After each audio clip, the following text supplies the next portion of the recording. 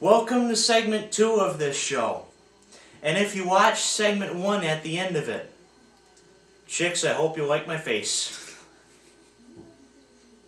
Oh, God, Tom.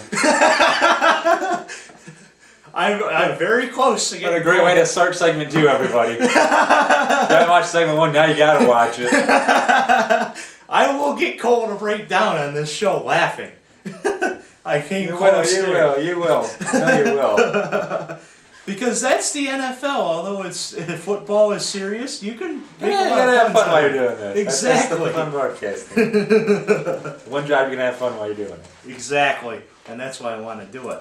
So Fox Sports, ESPN, Jenny Taft, all of those people, look out, because this guy's coming. Anyway, St. Louis, the Rams, against, well, it's the battle of Jeff Fisher, let's call it that. St. Louis against Tennessee. Yep, Fisher, I can't say his name for some odd reason. No. This isn't baseball. I think baseball Cole. for some reason, I don't know. He's coming back to... actually played for St. Louis. I forgot what team he plays for anymore. Going against his former team now against Tennessee. Tennessee now starting to struggle. I thought they were a real team at the beginning of the season. They were playing great to start the season, and now they're on a little struggle. Jake Locker I think starting to come back from his hip injury, and that team's still trying to recover from what's going on. And then you have St. Louis, who they surprised me last week. I don't know where they came from against the Seahawks, but they were a yard away from winning that game, and just they could not hold it, bring it in. Mm-hmm. But St. Louis's defense, I tell you what, they are a team defense, really great defense. At least it seemed like last week they were. As I bet they had like at least 5 or 6 sacks in that game. As they took Wilson down, that killed their entire offense. I feel like. Yeah. So, and this one, I'm expecting a defensive battle a little bit here. But I still feel like Tennessee will get this one in a close game, though, 17-10. This one's another one of those toss-ups. I think Jeff Fisher is probably a little tossed up, too, because this is a battle of his former team against his team now. And it's almost seeming like now, remember when Jeff Fisher coached at Tennessee? Pepperidge Farm remembers. But anyway, I still remember that. But anyway. Tennessee may not be as good as Cole thought, as good as I thought, because they had a real letdown against San Francisco. But I think the bye week will help them in this situation. And although St. Louis almost beat Seattle, and I do think Jeff Fisher played that correctly, they was either going to win the game or lose it. Turns out they lost. And then, you know what I'm talking about, 4th down the last play. Tennessee... I'm still going to go with my gut, and I think Tennessee gets this victory 21-10. I think St. Louis will have a little bit of a hangover, but they may be getting out of their Laurinaitis, if you know what I mean. The Jets, who last week JETS stood for just in this season, against the Saints. Another round 3, at least to my knowledge, of the battle of the Ryans. Well, this one, the Saints coming into this game with a huge scoring game last week, scoring 35 points against Buffalo, and Drew Brees looked outstanding last week. Why he's on my fantasy team? As he's the one who helped you win your game last week. I remember that now. Him and Megatron. As Drew Brees has been playing outstanding this season, like always, and the entire Saints team finding some way to win. Not some way, they are winning games each week, and only with 1 loss in the season. They are looking great so far. And the Jets, once again, another letdown week. As it seems like they are on and off each week as they got pounded. I think that's a legit word. Pounded doesn't even start pounded to even describe worse. They got destroyed by the Cincinnati. I don't say Carolina. I lose my mind tonight, I swear. See, I did the same thing in the first segment. So against Cincinnati Bengals, who beat them 49-9, and again, Geno Smith, another letdown game for him. Look behind you. There might be a Cincinnati Bengal right there. Just watch what I'm saying here now. But I think he likes that, though. I hope he does. It's not really bad.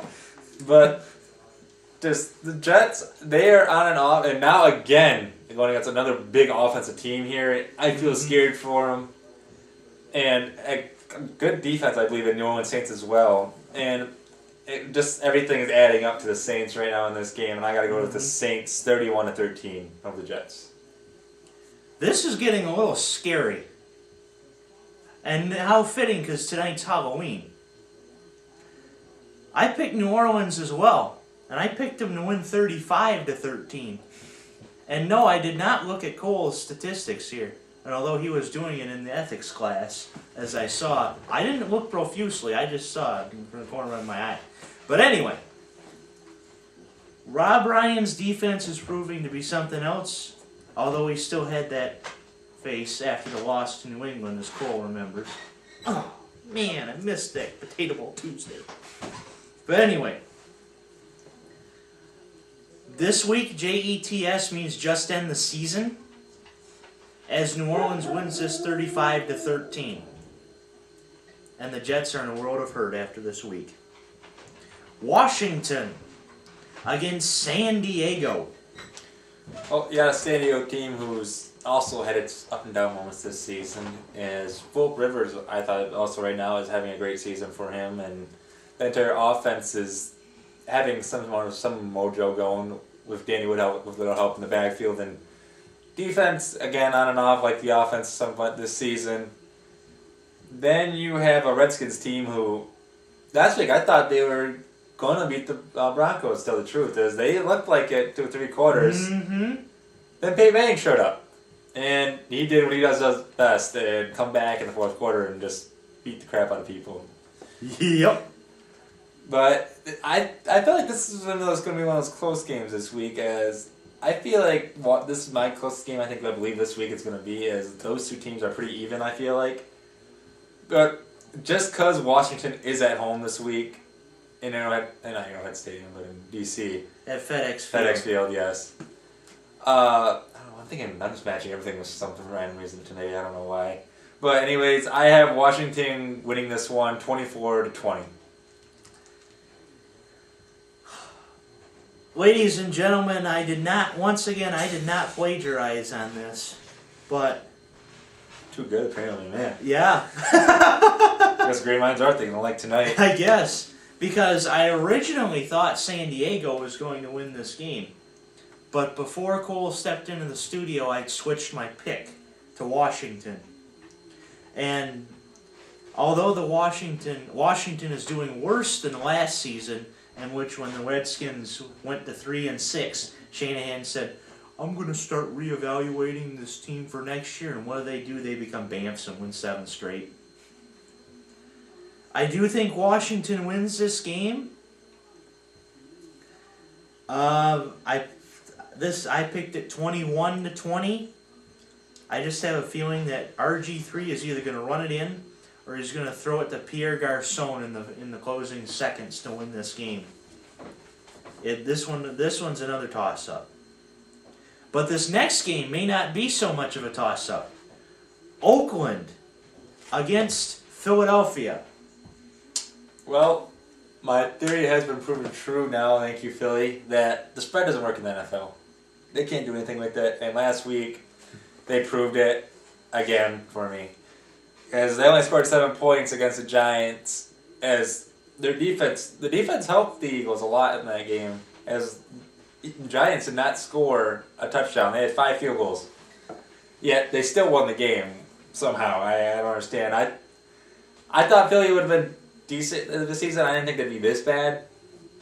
But then now they are playing Oakland, who beat Pittsburgh last week, who stopped them finally. Now you're can't say you're Pittsburgh saying anymore now after that. Right. And Oakland, I feel like they do have a good team. I truly do. And Terrell Pryor, I think, is finally an answer at quarterback that they needed. Sadly. But Oakland, I am quite surprised by them right now, as they're starting to get making themselves back up here. And I believe they will get another win this week, as they will beat Philadelphia 24-10. Last week's Raiders game proved that Dick LeBeau is human. And I can't rant about him anymore. You will find out in my next segment. But anyway. Sadly, Terrell Pryor is proving his worth. And I say sadly because, as Cole and I both know, he went to that team down south, Ohio State. But that's irrelevant in the NFL. It looks like Philadelphia is having one too many cheesesteaks. There's nobody can figure out this Eagles offense. Not even Chip Kelly. I think Oakland wins this game. I think they win 27-13. And I think Philadelphia is going to have to go back to the drawing board. Maybe even Riley Cooper. Who knows? We're getting real too close in these games. Well, you just added 3 points to both of my scores. Oh, all right. Well, this is getting creepy. Yeah, I know it but is. It's Halloween, so it's just fitting. But anyway, segment 3 is coming up next.